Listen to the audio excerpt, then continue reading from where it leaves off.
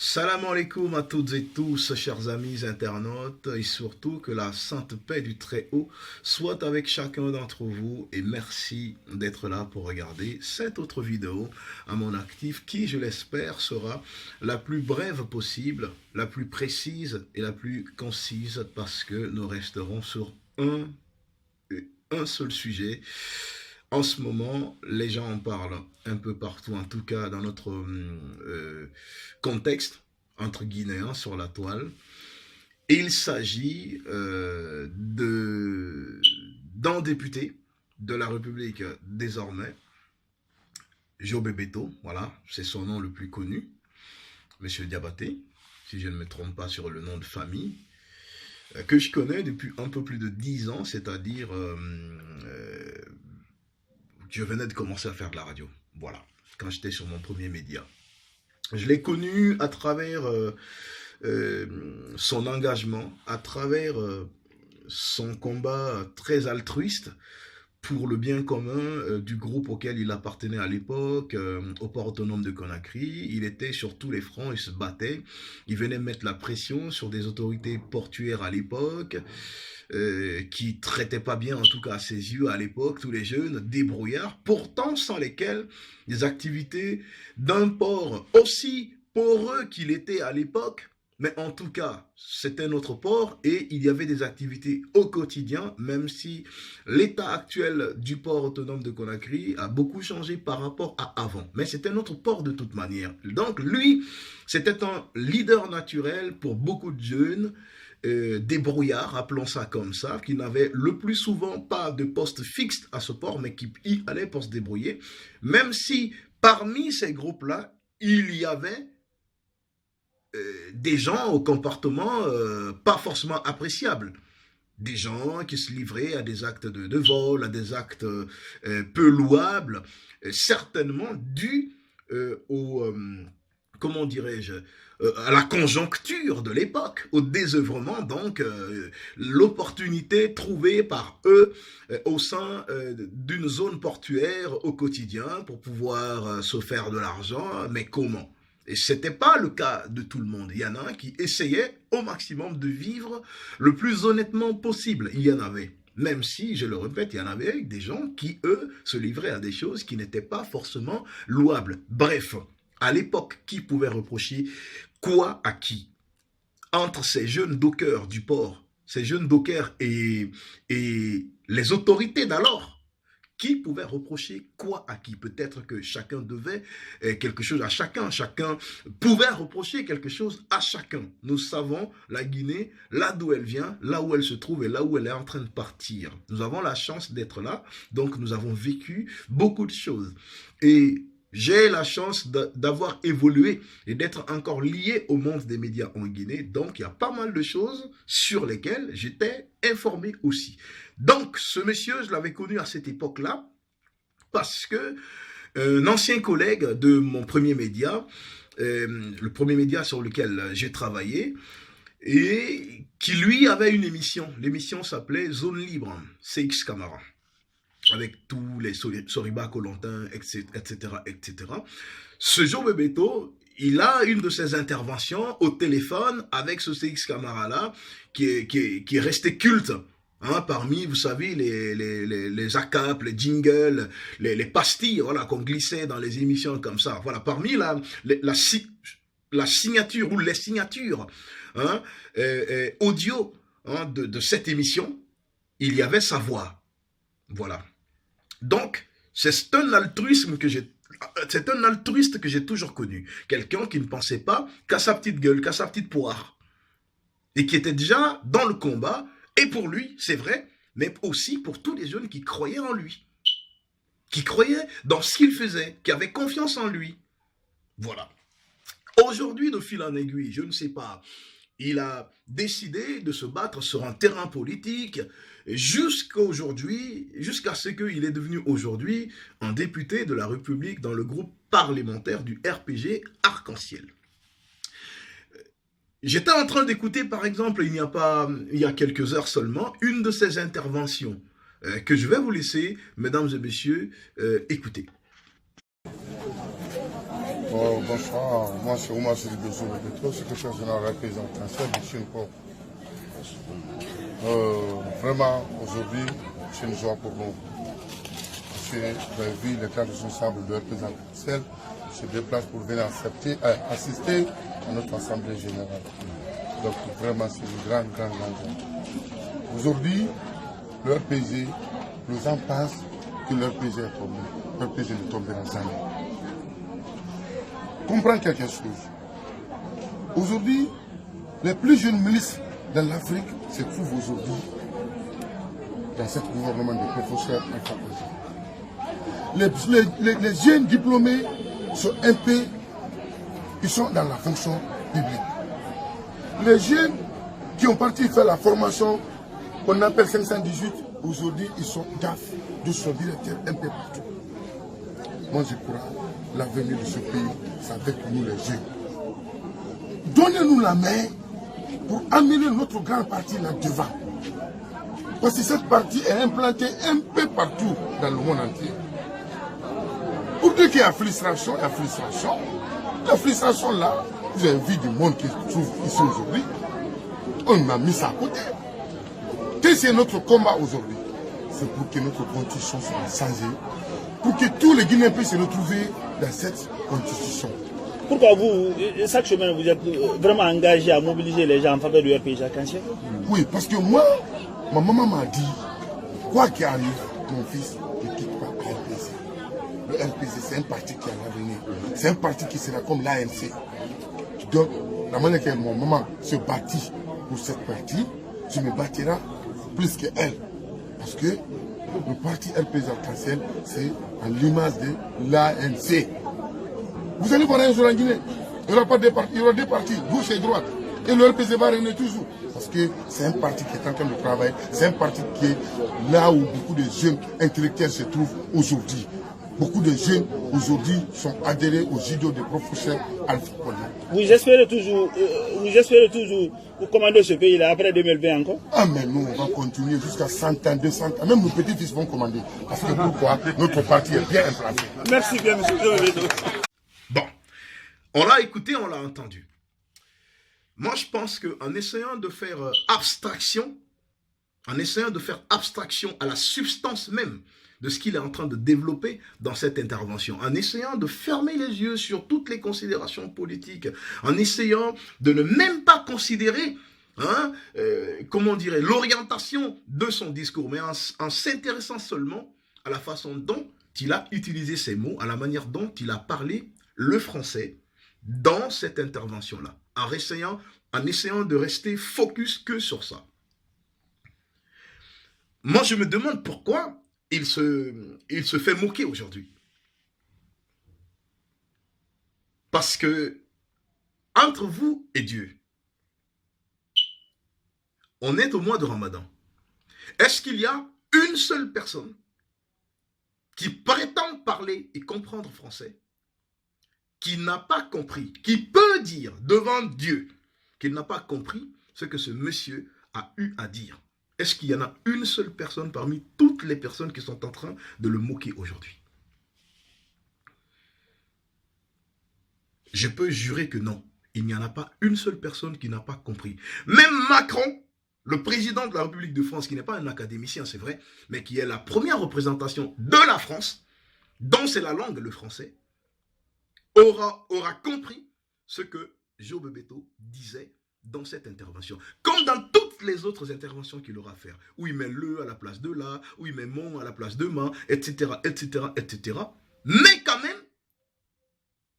pour toutes les personnes qui ne sont pas de mauvaise foi, arrivent à se faire comprendre. Après, moi, je comprends, il s'agit du jeu politique.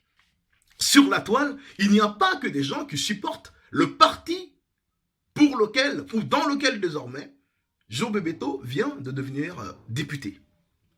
Il y a des gens qui n'aiment pas ce parti, donc qui sont opposés à ce parti. Donc la chose la plus normale, pour tous les gens qui n'aiment pas ce parti, pour tous les gens qui sont déçus de ce parti, de sa gestion, des agissements des uns et des autres en son sein, ben, soient aujourd'hui heureux de pouvoir bien se foutre de la gueule de quelqu'un comme Job Beto. C'est la chose la plus normale. C'est politique. Mais de là à faire de ça un débat sérieux, à essayer de nous faire comprendre que parce que le gars n'est pas sorbonnard, parce qu'il ne vient pas de Lomonosov de la Russie, parce qu'il ne vient pas de Harvard des États-Unis, parce que c'est pas un gars de Oxford de l'Angleterre, parce que ce n'est pas quelqu'un qui vient de Gamal Abdel Nasser, donc il ne devait pas se retrouver député, parce que tout simplement il ne sait pas parler le français selon eux. Je pense que ça, c'est une forme de complexe qui ne dit pas son nom, les gars. D'ailleurs, je me demande comment nous, Africains, nous arrivons à nous mettre, à nous moquer des autres parce que ceux-ci ne parlent pas bien la langue des autres. L'anglais, le français, l'espagnol. T'entends jamais le poulard. Ah, il parle mal le poulard. T'entends pas ça. Ah, le gars là, non. Regarde comme il parle poulard. Non, il parle mal poulard. Personne ne se moque de lui. Ah, il parle très mal le guerzé. Personne ne se moque de lui. Il parle mal le bambara, le djoula, le maninka de la Guinée ou le mandingo de la Gambie, etc. Il parle mal ça. Personne ne se moque de lui. Ah, il parle très mal le diakanké. C'est pas le problème des gens. Mais il suffit que quelqu'un commette une petite erreur. Un petit là à la place d'un petit le. Oh là là! Ah, il ne sait même pas parler le français. D'accord, aujourd'hui, il s'agit de notre langue officielle. Par bêtise. Oui, par bêtise. J'en parle tout le temps, même à des amis français. Comment voulez-vous que dans un pays où plus de 70% des gens sont considérés comme des analphabètes, des illettrés, donc, par rapport à la langue française, parce qu'il y a beaucoup parmi ces 70-là qui savent lire l'arabe, qui savent lire le Coran, qui savent rédiger des trucs en arabe. Mais ils sont considérés comme des illettrés parce que le français est considéré chez nous comme la langue officielle. Comment, dans un pays qui est comme ça, plus de 70% des gens sont considérés comme ça, le journal parlé, il est fait en français. Pourquoi? Parce que tout simplement, le français, c'est la langue officielle. Est-ce que vous voyez un peu la bêtise? C'est-à-dire votre peuple qui est considéré comme analphabète par rapport à la langue officielle du pays. Mais vous vous obstinez à faire votre 20 heures dans cette langue-là. Même si vous avez d'autres émissions où vous êtes obligé de venir faire des résumés et des commentaires sur lesquels sont ajoutés souvent les sentiments des uns et des autres dans nos langues, les langues nationales, etc., etc. Est-ce que vous voyez un peu l'aspect bêtise? Où les choses sont complètement à l'envers. Au lieu que ça soit dit dans l'une des langues les plus parlées, ou dans deux des langues les plus parlées, le journal de 20 heures, je dis, dans l'une des langues les plus parlées de ces 70%-là, on parle en français. Donc cela pousse les gens aujourd'hui à se moquer des autres qui ne parlent pas bien français. Parce qu'il s'agit de notre langue officielle. Est-ce que vous avez entendu quelqu'un se moquer d'un chinois parce que le chinois parle mal l'anglais ou il parle mal le français? Un chinois qui vient en Guinée aujourd'hui, qui parle français devant vous, mais qui parle mal le français, qui se moque de lui? Dans le subconscient de chacun, ah oui, c'est un chinois, il a sa langue. Mais toi, tu n'as pas de langue en Guinée? Tu n'as pas ta langue? Mais non, il faut se moquer de lui parce qu'il ne parle pas français. Parce que tout simplement, nos autorités, complexées qu'ils sont, n'ont pas bossé. Ok, Ahmed Sékou Touré, il l'a fait. Toute l'école primaire, pendant que Sékou Touré était président, le président Ahmed Sékou Touré, on enseignait nos langues. Mais en utilisant quoi? L'alphabet latin. Les lettres latines, c'est ce qu'on utilisait. Aujourd'hui, vous avez dans notre pays l'alphabet que l'on appelle le Nko. D'accord? On va dire que son origine, c'est la langue malinké. La langue mandinka. On va dire que c'est ça l'origine. Mais quand on sait que cet alphabet a été utilisé aujourd'hui pour non seulement transcrire pour moi le livre le plus complet du monde, le Coran, mais surtout traduit. Non seulement c'est transcrit, de telle sorte que quand vous utilisez l'alphabet Nko pour lire le Coran, l'arabe entend l'arabe, Mais vous êtes en train de le lire avec l'alphabet Nko. Mais l'autre page traduit. Donc vous, au lieu de lire l'arabe, vous lisez en Maninka, la version traduite. Si cela a été possible entre l'arabe et le Maninka, pourquoi ça ne peut pas être possible entre le Maninka et le Pulaar, le Maninka et le Kissien, le Maninka et toutes les autres langues chez nous? Pourquoi nos autorités ne veulent pas faire de l'enseignement de l'une de nos langues, ou bien de nos langues avec notre alphabet à nous, quelque chose de prioritaire dans nos écoles? Pour quelle raison? Pourquoi? Pour que dans 30 ans encore, on se moque de toutes les personnes qui parleraient français, comme Joe Bebeto. Il faut essayer d'arrêter d'être complexe. On est très complexé chez nous. On est complexé. J'aurais dû être en train de vous dire ça aujourd'hui dans une langue. Mais certains se seraient sentis exclus. Donc moi seul, j'ai envie de ce combat. Mais il faut que ce soit dans une dynamique. Au moins pour les générations futures. Si ça c'est foutu pour nous. Au moins pour les générations futures. Il faut encourager l'enseignement de nos langues. Plus personne ne se moquera de personne. Est-ce que vous savez combien de personnes parlent le Pulaar, par exemple, en Afrique? Est-ce que vous savez, il y en a combien? Cameroun, Niger, Sénégal, la Guinée, Mali, etc., etc.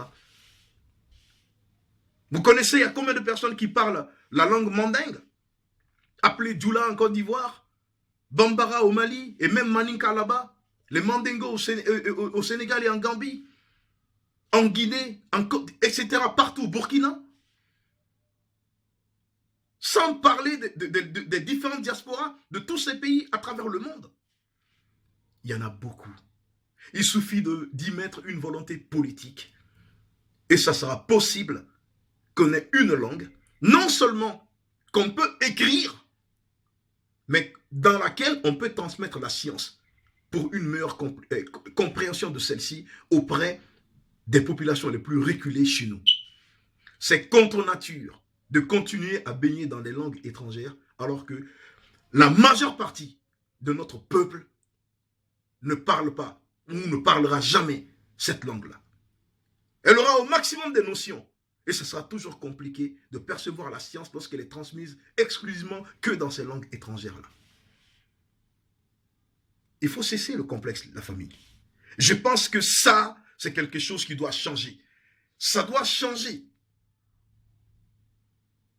Il faut cesser d'être complexé. Nous n'aurons qu'à gagner. C'est-à-dire, nous ne pourrons que gagner.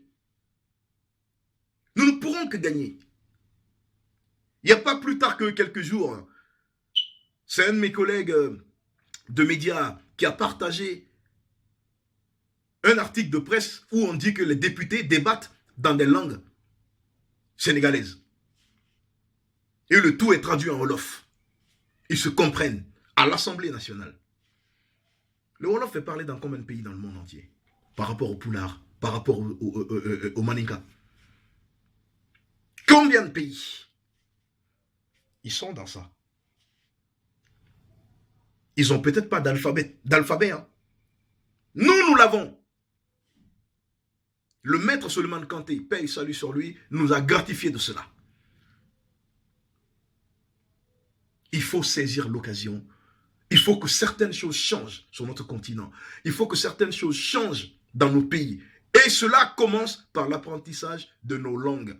Ce n'est pas parce qu'on est allé à une école pour apprendre à utiliser l'alphabet Nko qu'on ne peut pas utiliser le Nko pour écrire toutes les autres langues en Guinée. Mais des projets comme ça, je pense que les ethnicistes, et en politique et dans nos différentes sociétés, ont eu raison des dynamiques pareilles. Malheureusement, tout est mis sous un angle ethnique. L'ethnocentrisme, l'ethnostratégie, chacun soupçonne chacun de vouloir s'imposer sur lui. J'ai salué, même si je ne suis pas toujours d'accord avec les dernières interventions de Thierno Monenembo, un grand intellectuel de notre pays. J'ai salué la dernière fois quand il avait donné son avis sur le Nko. Ça pourrait être bénéfique pour tout le monde. Ce n'est pas parce que son origine est Maninka que ça ne peut pas servir les autres. Il suffit d'apprendre à utiliser l'alphabet et t'écris la langue que tu veux dedans. C'est tout. Mais nous dormons à côté de ça, d'un trésor aussi inestimable. La preuve, chacun se moque aujourd'hui de Bebeto, parce que tout simplement, il parle mal français. Or, c'est un Guinéen. Et en plus, pourquoi on pense que quelqu'un de son niveau scolaire ne peut pas être député? Un poste électif. Quelqu'un qui est dans un groupe parlementaire, où il ne sera pas le seul preneur de décision, où il est là pour défendre certaines convictions. Pour quelle raison? Je pense qu'il faut que nous revoyions notre notion à la matière. Il faut revoir sa connaissance en la matière. Parce que là, il y a beaucoup qui parlent vraiment de ce qu'ils ne savent pas. La famille. On se reprend très bientôt, Inch'Allah.